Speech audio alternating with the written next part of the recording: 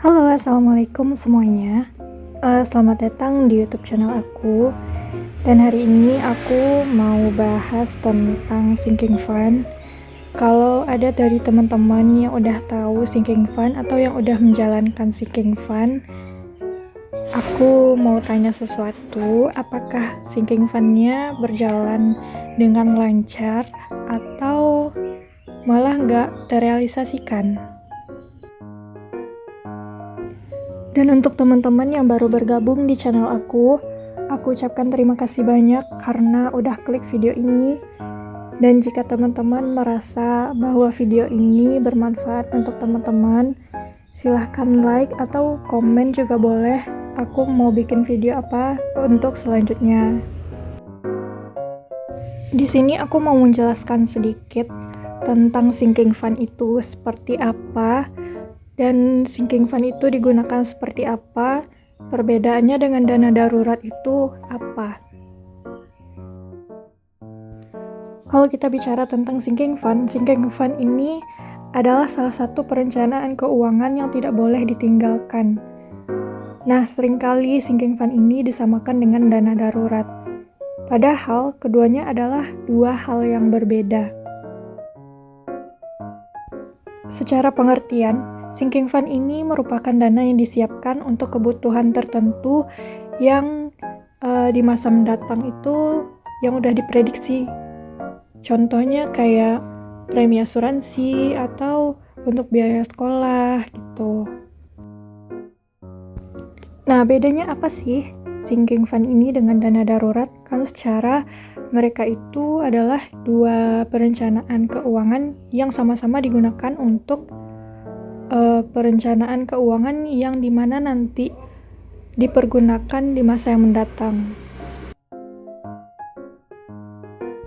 Nah, kalau menurut aku yang aku baca, perbedaannya itu dana darurat ini digunakan untuk tujuan yang tidak pasti, misalkan untuk kecelakaan, biaya rumah sakit, atau saat kita di PHK, seperti itu. Jadi sinking fund ini berguna untuk yang sengaja sudah direncanakan, misalkan untuk membeli mobil atau ingin beli rumah. Nah, sinking fund ini yang digunakan.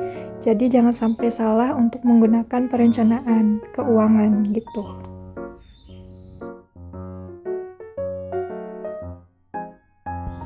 Nah, sinking fund ini juga berbeda dengan sistem pinjaman, karena pinjaman ini kan umumnya kita mendapatkan barang di awal, lalu pembayarannya di akhir. Sedangkan sinking fund ini kita bayar dulu atau kita nabung dulu untuk keperluan kita yang akan datang. Nah, sementara tujuan dari sinking fund ini sendiri adalah untuk mencegah kita dalam mengambil atau mengurangi dana darurat yang kita miliki. Jadi, jika nanti kita mengalami sesuatu yang di luar dugaan, dana darurat kita itu masih ada dan tidak terpakai sedikit pun. Jadi ini fungsinya dari sinking fund.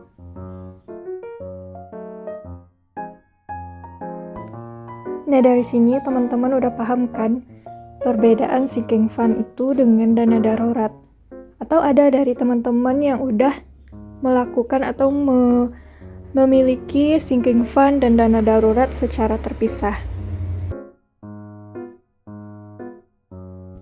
Komen di bawah dong kalau teman-teman itu udah memiliki sistem perencanaan seperti sinking fund, dana darurat, investasi, semacam itu yang teman-teman miliki saat ini. Kalau teman-teman punya, bisa berbagi pengalaman atau berbagi cerita di kolom komentar ya. Nah, untuk teman-teman yang nanya, penting nggak sih sinking fund ini dalam mengelola keuangan? Nah, kalau untuk menurut aku sendiri, seperti yang udah aku jabarin, karena keberadaannya sinking fund ini itu sangat penting banget di dalam perencanaan keuangan.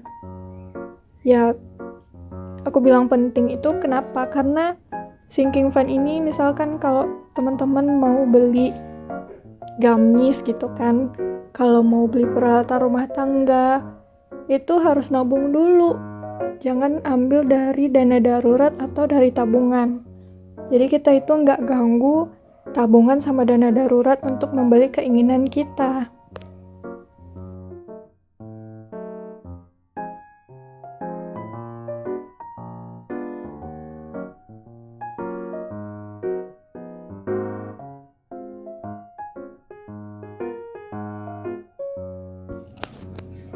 Nah, apa aja fungsi dan manfaat dari sinking fund?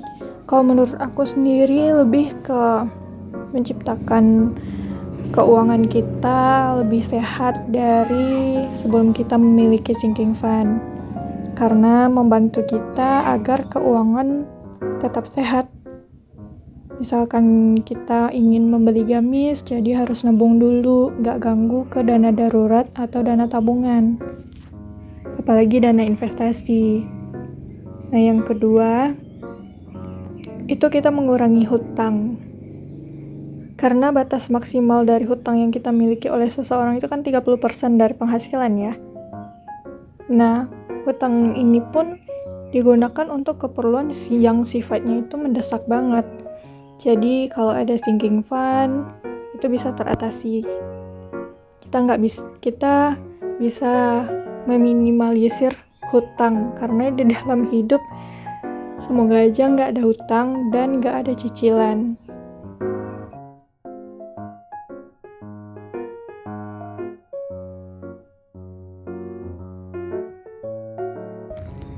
Nah, yang ketiga, itu kita bisa senang-senang tanpa rasa bersalah karena kita memakai dana darurat, dana pensiun, atau dana tabungan. Karena kalau kita memiliki sinking fund, itu kan kita bikin budgetnya berapa. Misalkan kalau ingin kita pergi jalan-jalan, budgetnya berapa, waktu yang diperlukan berapa, kapan kita akan mau jalan-jalan, kan dibikin secara rinci agar keuangan di dana darurat atau di dana pensiun atau dana tabungan itu nggak terganggu sedikit pun.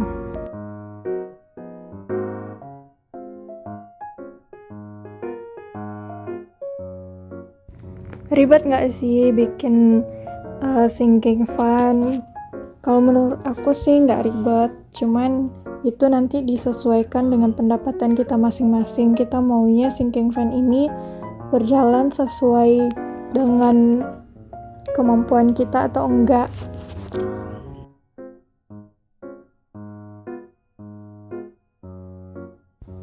Kalau aku sih bikinnya, kalau untuk sinking fund ini aku bikin banyak banget yang pengen aku realisasikan. Jadi aku bikin beberapa kolom.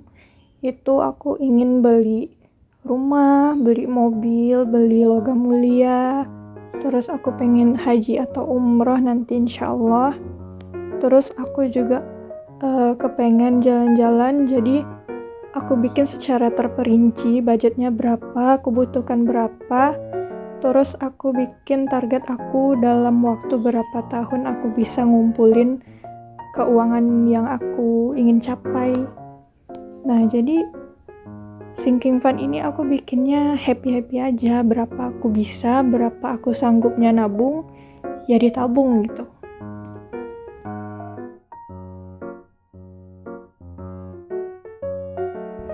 Banyak juga yang nanya ke aku, apa nggak ribet gitu kan bikin dana darurat, dana pensiun, terus tabungan sama sinking fund. Karena kan di zaman era digital kayak gini pasti simpennya kan di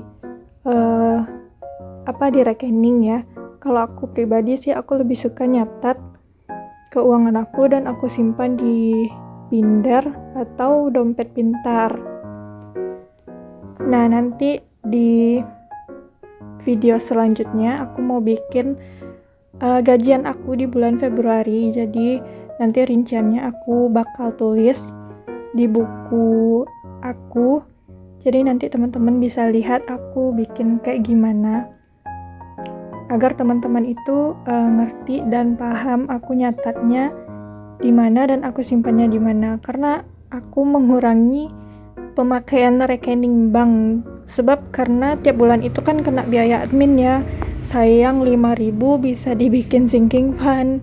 Jadi daripada bayar biaya admin, aku lebih milih untuk bikin sinking fund di rumah, di dalam binder dan dompet tabungan.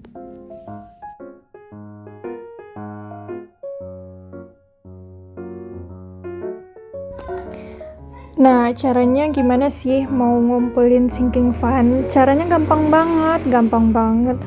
Teman-teman itu bisa menentukan, nah yang pertama ini ya, teman-teman bisa menentukan tujuan dan kebutuhan yang ingin dicapai itu seperti apa, karena ini penting banget untuk bikin kita semangat dalam menabung. Nah, yang kedua itu teman-teman bisa buka rekening khusus. Kalau teman-teman itu nggak mau ribet nyatat pemasukan berapa, keuangan pengeluaran itu berapa, jadi nanti teman-teman simpan di rekening khusus aja. Nah, yang ketiga ini yang paling penting, teman-teman harus nambah penghasilan jika keinginannya segera terpenuhi. Karena aku juga berusaha untuk menambah penghasilan aku, ya karena karena namanya manusia itu kan nggak pernah puas dalam satu penghasilan atau satu pekerjaan. Jadi aku nambah terus pekerjaan aku, nambah skill aku agar aku bisa menambah pemasukan aku. Nah, segitu aja dulu tentang penjelasan aku mengenai sinking fund. Aku harap teman-teman bisa ngerti sama apa yang aku bicarakan, sama apa yang aku pertontonkan, agar teman-teman itu bisa menjaga kesehatan keuangan teman-teman semua. Dan harapan aku semoga teman-teman suka sama video ini, dan untuk video di bulan Februari nanti aku bakal catat apa aja penghasilan aku, pendapatan aku, terus pengeluaran aku apa aja, nanti teman-teman bisa lihat di next video. Oke, segitu aja dulu untuk video kali ini. Ditunggu ya video berikutnya dari aku. Jangan lupa like, comment, dan subscribe. Selanjutnya aku mau ucapin terima kasih untuk teman-teman yang udah nontonin dari awal sampai akhir. Aku ucapkan terima kasih banyak karena udah dukung video ini. Oke, see you.